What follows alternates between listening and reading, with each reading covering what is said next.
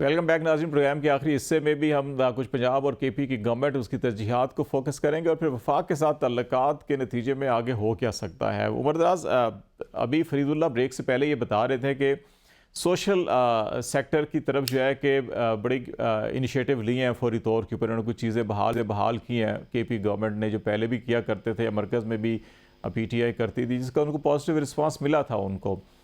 इस वक्त पंजाब की अगर हम सूरत हाल देखें तो मरीम साहिबा काफ़ी एक्टिव तो नज़र आ रही हैं। वो मुख्तलिफ रमज़ान बाज़ार भी और मुख्तलिफ मार्केटों में भी जा रही हैं।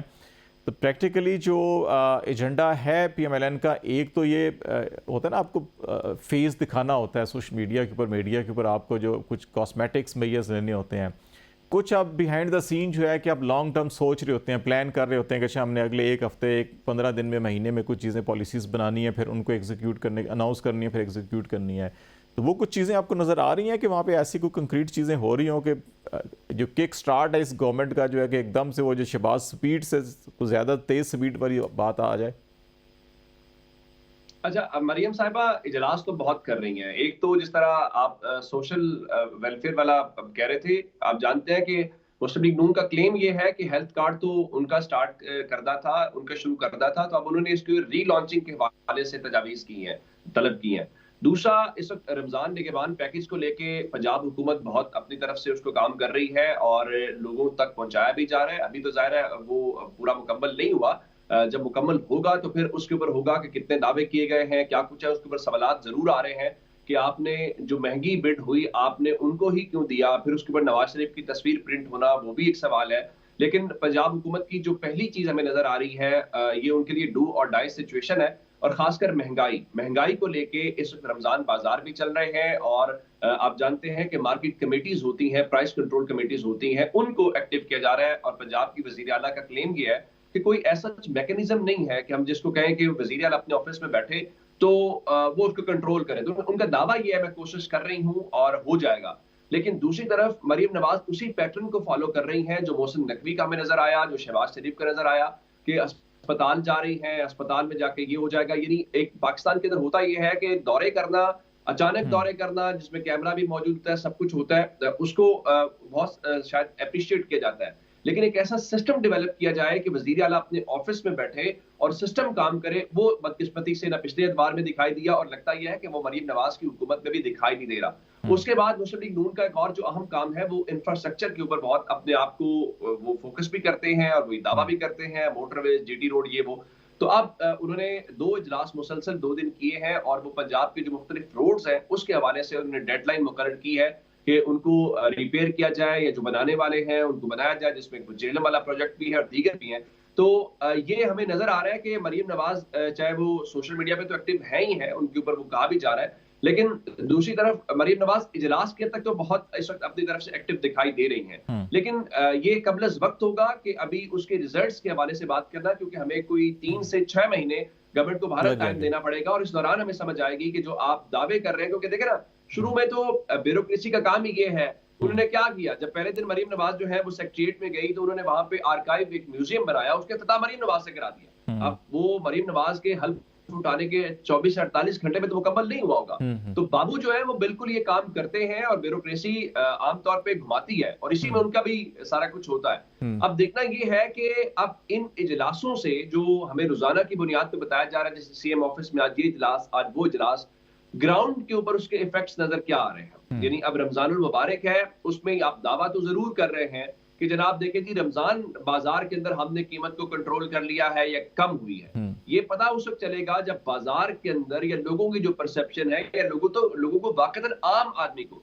यानी हम्म। अगर आप रमजान बाजार किसी मखसूस तबके के लिए लगा रहे हैं जो लोअर मिडिल क्लास है, तो क्या मिडिल क्लास को बाजार में वो चीज भी कंट्रोल प्राइस में मिल रही है या या नहीं मिल रही उसका है। आपकी तरफ ध्यान अच्छा, नहीं है? तो एक और इशू, मेरे उमर और फरीद दोनों से मेरा एक क्वेश्चन है कि जो अभी सबकी नज़रें जो हैं वो ये हैं कि रमज़ान के बाद शायद कोई पॉलिटिकल मूवमेंट चलेगी और इलेक्शन के नताइज को लेकर तमाम जमातें जो हैं वो तहरीक इंसाफ भी और फिर ANP या JUI KP के अंदर, बलूचिस्तान के अंदर NP या अचकजई साहब और GDA उधर।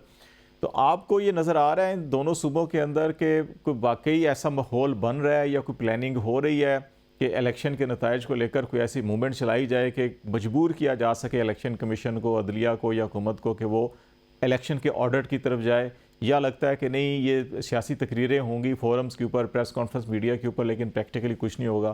पहले उमर आप बात कर लें, फिर फरीद साहब।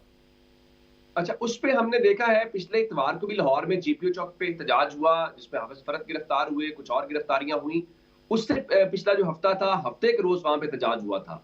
पंजाब के अंदर एहतजाज हल्कों में भी हो रहा है, हर जगह पे हो रहा है। हमने देखा है जब तहरीक इंसाफ ने उसकी कॉल दी, लेकिन क्या उसको, क्योंकि पंजाब के अंदर देखे ना, हम उस दिन यही जीपीओ चौक पे भी बात कर रहे थे और यही हमारा तजिया भी सबका वहां पे था कि लीडरशिप लीड कौन करेगा। इस वक्त पंजाब में कौन सा ऐसा फेस है पाकिस्तान तहरीक इंसाफ का जिसको आप ये कहें कि वो तहरीक इंसाफ को लीड कर रहा है, बिलखुसूस लाहौर में, जहां पे आपकी 30 सूबाई असम्बली की सीटें हैं और 14 कौमी असम्बली की सीटें हैं। अगले चंद रोज के अंदर आपको लाहौर के अंदर 5 सीटों के ऊपर इलेक्शन होता हुआ, ज़िमनी इलेक्शन होता हुआ दिखाई दे रहा है। तो अब तहरीक इंसाफ को वोट तो पड़ा है, इसमें तो कोई शक नहीं है, लेकिन क्या वोटर को जब ऐसे में आपको पता हो कि गिरफ्तारियां हो रही हैं, यानी निगरान दौरे हुकूमत में और मरीम नवाज के दौरे हुकूमत में, इस हवाले से पंजाब में और बिलखुसूस लाहौर में हमें कोई तब्दीली नजर नहीं आई कि एहतजाज करने दिया जाए। और मरीम नवाज ने इवन जो अपोजिशन है उनकी ज़हनी हालत के ऊपर सवाल उठाया। फिर उन्होंने कहा मैं रुथलेस हो जाऊंगी, फिर उन्होंने कहा मैं इसकी इजाजत हरगिज नहीं दूंगी, जो अब तक हमने उनकी गुफ्तगू सुनी है। तो पंजाब में अगर तहरीक आती है तो वो इतनी आसानी से फिलहाल नहीं चलेगी, और पंजाब हुकूमत और मरीम नवाज जो है उनके इरादे बिल्कुल इससे मुख्तलिफ हैं। लेकिन अगर इसको देखा जाए तो पंजाब हुकूमत क्या इसको अफोर्ड कर पाएगी? हुकूमत का काम होता है कि वो आग बुझाती है। अगर कोई इस किस्म की सूरत हाल हो भी, जब हुकूमत खुद से ये कहना शुरू कर दे कि हम ये कर देंगे, हम वो कर देंगे, तो वो अब फिर मामला थोड़ा सा और भड़क उठता है। तो ये इम्कानात जरूर मौजूद है, जिसमें मैं आपको बता देता हूँ, सिर्फ फजलुर रहमान साहब या तहरीक इंसाफ नहीं, जमात इस्लामी की जो अभी हालिया उनकी मीटिंग्स हुई हैं, जो उनका इलेक्शन प्रोसेस भी चल रहा है, तो वहां पे भी हमने जब बात की तो उनका यही कहना था कि हम मायूस नहीं हुए, बल्कि हम तो मजीद अग्रेसिव मेरा ख्याल है अगर जमात इस्लामी और जेयूआई शामिल होगी तब जो है कि फिर हुकूमत के लिए ज़्यादा मुश्किल हो जाएगा मामला, उसमें एक मजहबी एलिमेंट भी आ जाता है। तो ज़रा फरीद, आप केपी के अंदर क्या सिचुएशन देख रहे हैं? देखिए, यहाँ जो अपोजिशन के लोग हैं वो इतने एक्टिव तो नहीं है अभी तक, मतलब उन्होंने कुछ, लेकिन ये है कि एहतजाज वही खतरनाक होगा जिसका जहाँ पे लीडरशिप ना हो। यहाँ तो कम से कम उस दिन जो इन लोगों ने पीटीआई ने एहतजाज किया तो उसके लिए चीफ मिनिस्टर भी थे, जो पार्टी के सूबाई सदर हैं वो भी मौजूद थी, कोई मतलब मसला सामने नहीं आया। लेकिन अगर ये सिचुएशन किसी और ऐसे शहर में हो, स्पेशली पंजाब में या सिंध में, जहाँ पे पीटीआई का कोई बंदा ना हो रिस्पॉन्सिबल, तो वो बहुत ज्यादा खतरनाक होगा।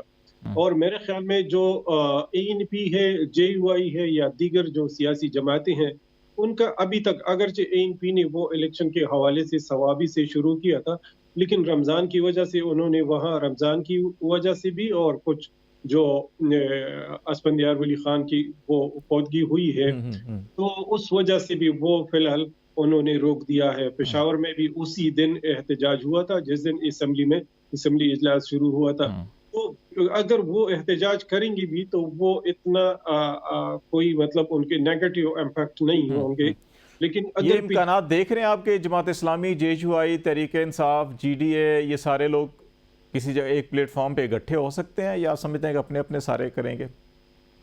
मेरे ख्याल में ये कम से कम जुलाई अगस्त तक तो ये एक साथ नहीं होंगे और अलग अलग अपने कारकुनों को इकट्ठा करेंगे। जो इंतखाबात के जो रिजल्ट आए हैं, स्पेशली लीडरशिप को, जो मतलब जमात इस्लामी के सिराजुल हक ने तो फौरन इस्तीफा दे दिया और वो एक तरफ हो गए, लेकिन पार्टी ने फिर उससे, इसी तरह अवामी नेशनल पार्टी बिल्कुल वॉश आउट हो गई, जेयूआई की वो कामयाबी नहीं हुई, जो आफ्ताब शेरपो की जो कौमी वतन पार्टी है।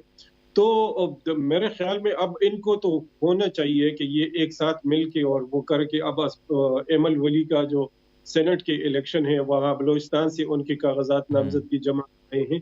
तो कहने का मतलब यह है कि ये आजकल बहुत ज्यादा स्कैटर्ड है, एक दूसरे के साथ इनके राब्ते नहीं है। इन मुमकिन है रमजान के बाद ये आपस में। तो उमर, एक चीज़ और मैं आपकी तरफ निशानदेही करना चाह रहा हूँ, उसके ऊपर कमेंट कीजिए।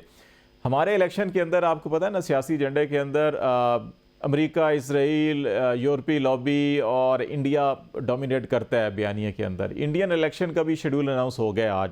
और वो भी 19 अप्रैल से, जब हम अपने इंतखाबी प्रोसेस कंप्लीट कर चुके होंगे 2 अप्रैल के बाद, तो 19 अप्रैल से वहाँ से एक शुरू होना है जो 1 जून तक जाएगा। और वहाँ भी आपको पता है बीजेपी और मोदी का जो नैरेटिव, उसके अंदर एक ज़माने में पाकिस्तान डोमिनेटेड फैक्टर होता था और एलओसी के ऊपर भी अक्सर कुछ ना कुछ टक टुक शुरू हो जाती थी कि जब भी इलेक्शन आते थे, ताकि वो अपने जो ऑडियंस है, उनकी वोटर है, उसको अट्रैक्ट कर सकें। तो आप इंडियन इलेक्शन को देख के समझ रहे हैं कि जो ईस्टर्न बॉर्डर हमारा है, यहाँ पे कुछ हलचल हो सकती है या कुछ एक्टिविटी हो सकती है अभी आने वाले 1-2 महीनों में? देखिए, पिछला तो पैटर्न आपने खुद निशानदेही की, वो पुलवामा वाला हो या दीगर जगहों के ऊपर हमने देखा, जब जब इंडिया में इलेक्शन हुआ तो ऐसी सूरत हाल हुई। लेकिन फिलहाल आपने देखा होगा कि वहां पे जो पिछले 1-2 दिन में उनके डिफेंस चीफ की गुफ्तगू आपने सुनी या बाकी जगहों पे गुफ्तगू सुनी, पाकिस्तान वहां पे है। पाकिस्तान का मतलब ये है कि पाकिस्तान का नैरेटिव वो हर बार उसको बेचने की कोशिश करते हैं, चाहे वो कश्मीर के पर्सपेक्टिव से हो, चाहे आपके लाइन ऑफ कंट्रोल के पर्सपेक्टिव से हो। शायद उसमें इस बार इंटेंसिटी वो ना हो जो पहले थी। अब नरेंद्र मोदी अपना कद ये समझते हैं कि उनका कद पॉलिटिकली और तरह से हुआ है, तो लेकिन बहरहाल उसमें वो बीजेपी का एक आदत या रीत तो है, वो शायद इस बार भी करे। लेकिन मेरा ख्याल है कि हमारा प्रॉब्लम शायद इस वक्त इंडियन इलेक्शन ना हो, जब उनका इलेक्शन हो रहा होगा, हमारे यहाँ भी जिमनी इलेक्शन हो रहा होगा, तो हल्का फुल्का इलेक्शन पाकिस्तान में भी चल रहा होगा। लेकिन हमारे वोटर की, हमारी पॉलिटिकल पार्टीज की ये मेच्योरिटी है कि पाकिस्तान के अंदर इंडिया डिस्कस नहीं होता इलेक्शंस के अंदर, ना इस बुनियाद के ऊपर वोट पड़ता है, क्योंकि बहुत सारी वो मजहबी जमातें जो इंडिया मुखालिफ नैरेटिव यहाँ पे करती हैं, उनको भी वोट नहीं पड़ता। लेकिन इंडिया में सूरत हाल मुख्तलिफ है, वहाँ पाकिस्तान में होता है। लेकिन हमारा प्रॉब्लम इस शायद ईस्टर्न बॉर्डर ना हो, हमारा प्रॉब्लम वो दहशतगर्दी है, जिसमें हमने देखा कि कल भी जवान शहीद हुए हैं और उसमें हमें इजाफा देखने को मिल रहा है दहशतगर्दी के वाकयात में। तो हमारा शायद ये मामला होगा, रहना चाहिए, वो इंटरनल ही रहना चाहिए और इंटरनली हमारे जो मसाइल है उनको हल करना चाहिए। बहुत शुक्रिया। उमर दराज गोंदर हमारे साथ, ब्यूरो चीफ पेशावर फरीदुल्ला खान भी हमारे साथ बातचीत कर रहे थे कि हम पंजाब केपी के अंदर सियासी सूरत हाल की। आज तक के लिए इतना ही। खालिद जमील को इजाज़त दीजिए। अल्लाह हाफिज़।